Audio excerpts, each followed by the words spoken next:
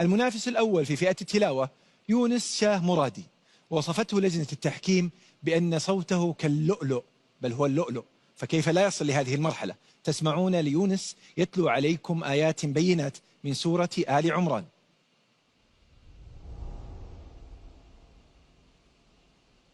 أعوذ بالله من الشيطان الرجيم.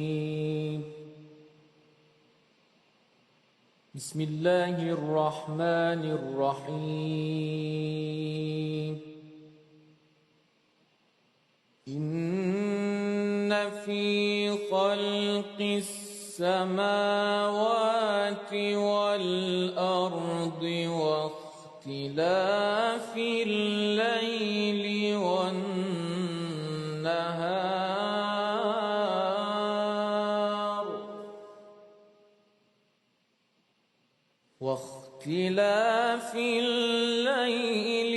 والنهار لآيات لأولي الألباب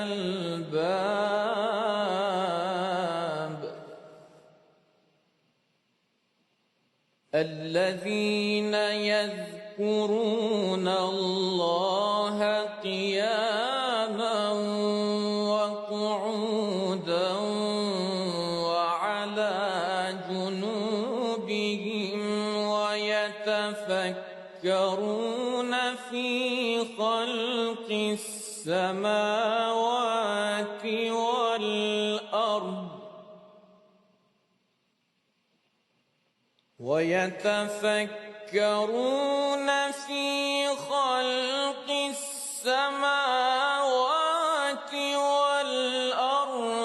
ربنا ما خلقت هذا باطلا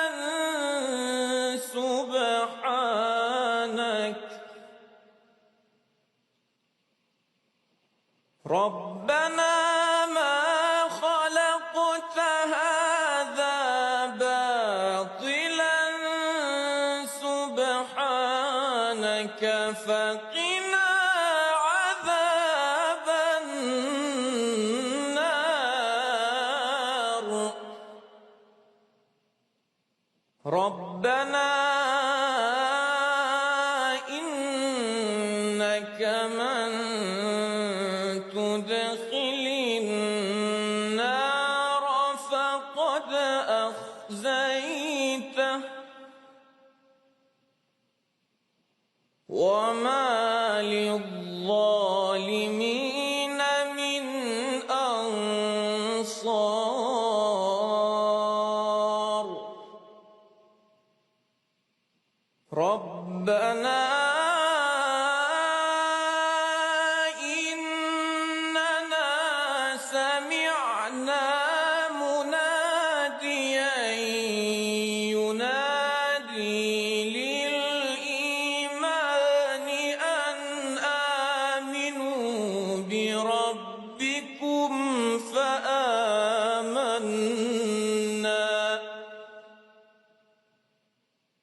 ربنا فاغفر لنا ذنوبنا وكفر عنا سيئاتنا وتوفنا مع الأبرار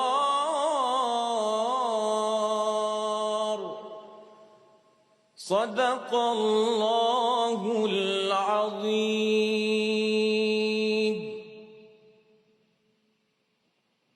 ما شاء الله يا شيخ يونس.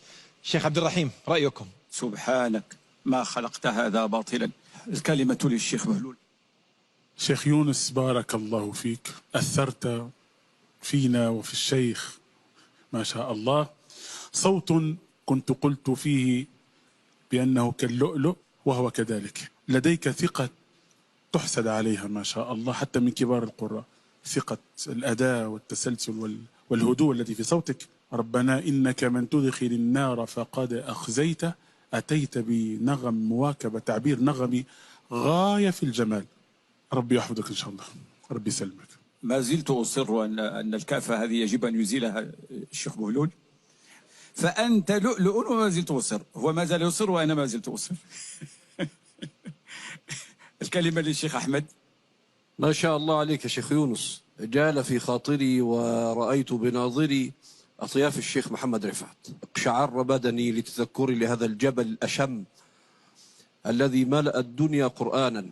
أنت من تفرعات الشيخ محمد رفعت، أرجو أن تفهم هذا وأن تكون على قدر المسؤولية فيما جعله الله لك.